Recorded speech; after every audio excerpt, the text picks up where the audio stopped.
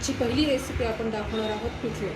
त्यासाठी लागणारं साहित्य आहे तेल, मोहरी, जिरं, कांदा, हिरवी मिरची, लसूण, कोथिंबीर, कढीपत्ता, हळद, मीठ, डाळीचं पीठ आणि गार्निशिंगसाठी आपण वापरणार आहोत थोडीशी कोथिंबीर आणि हिरवी मिरची।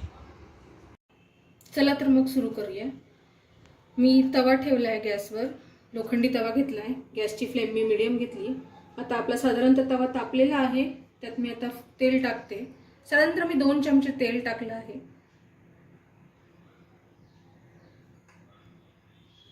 तवा तापलेला असल्यामुळे तेलही तापलंय। आता मी ही मोहरी टाकते। एक साधारण छोटा चमचा मी मोहरी टाकली आहे। ती चांगली तडतडू द्यायची आपल्याला।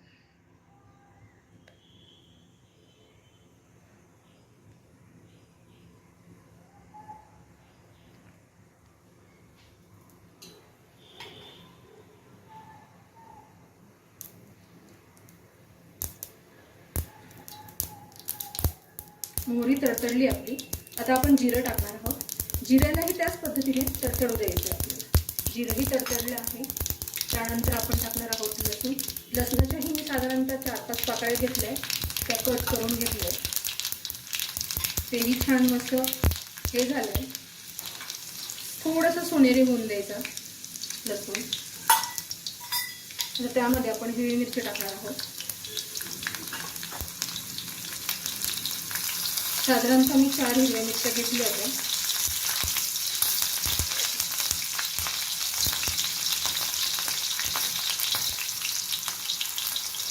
कढीपत्ता,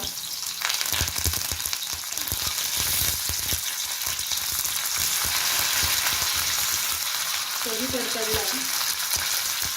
आता आपण टाकणार आहोत कांदा।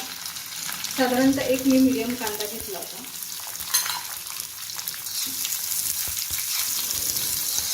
छान सगळं जिन्नस आपण एकत्र करून परतून घेणार आहोत।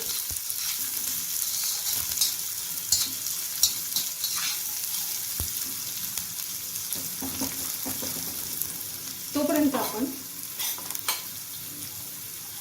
जे पिठल्यासाठी बेसन वापरणार आहोत त्यामध्ये आपण मीठ आणि हळद टाकून मिक्स करणार आहोत। कारण जे नंतर आपण मीठ टाकलं वरनं पिठल्यामध्ये चांगल्या पद्धतीने मिक्स होत नाही आणि मग ते कुठे मीठ कुठे काय असं लागतं, म्हणजे कुठे खारट लागतं कुठे अळणी लागतं। त्या ह्या पद्धतीने केल्यानंतर एकदम छान सगळीकडे मीठ एकसारखं लागल्यामुळे चवही चांगली लागते। आता मी यामध्ये थोडी हळद टाकणार आहे। थोडी हळद मी फोडणीला टाकणार आहे।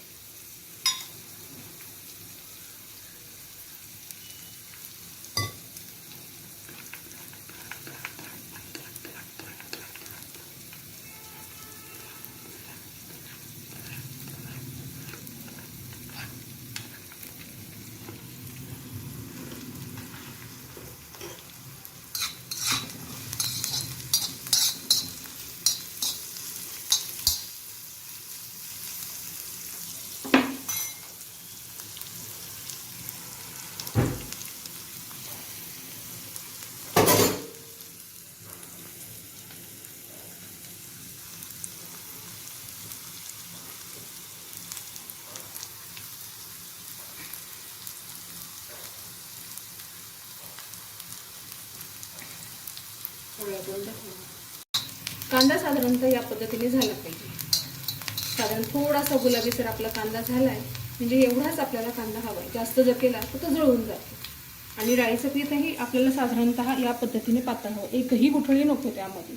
मीठही छान पद्धतीने कालवलं जातं। जर तुम्हाला थोडंसं कमी वाटलंच तर नंतर तुम्ही तुमच्या चवीनुसार मीठ यूज करू शकता। आता यामध्ये मी टाकते हळद। हळद चांगली परतवून घ्यायची, म्हणजे त्याच्यातला जो कच्चेपणा असतो तो निघून जातो। थोडीशी कोथिंबीर यामध्येच मी टाकणार आहे परतण्यासाठी।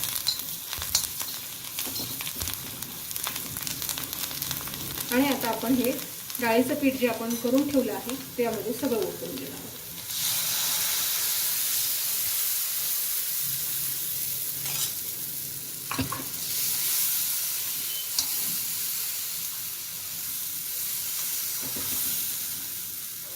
थोडंसं पाणी मी अजून टाकणार आहे, कारण हे पिठलं शिजण्यासाठी पाणी लागत असतं।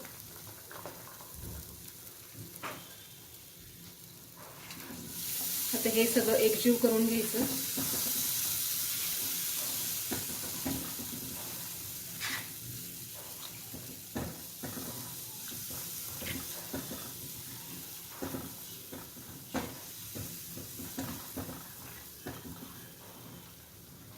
साधारणतः या पद्धतीने शिजत आले पिठलं.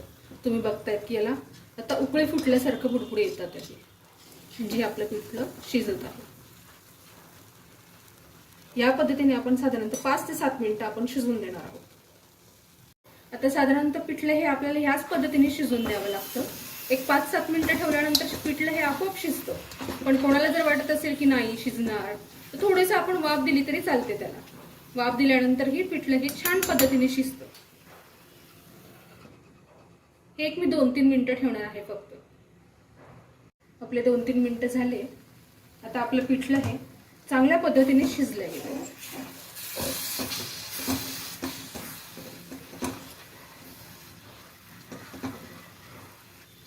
यावर आपण थोडीशी कोथिंबीर टाकणार आहोत.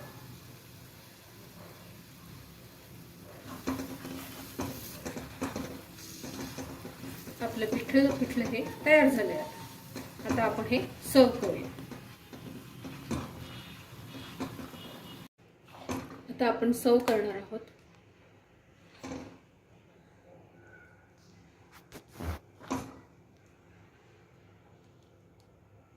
साधारणतः पिठल्याचा घट्टपणा एवढा असावा.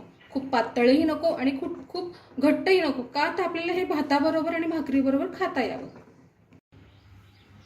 चला तर मग या पद्धतीने आपण हे सर्व केलं आहे. हे पिठलं, थोडासा कांदा, हिरव्या मिरचीचा मी ठेचा केला आहे, भात आणि भाकरी. आपण हे पिठलं भाकरी आणि भाताबरोबरही खाऊ शकतो. शक्यतो भाकरी आणि भाताबरोबर खाल्ल्यानंतर खूपच छान आणि टेस्टी लागतं. तुम्हीही लवकरच ट्राय करा आणि मला कमेंट्स करा, लाईक करा.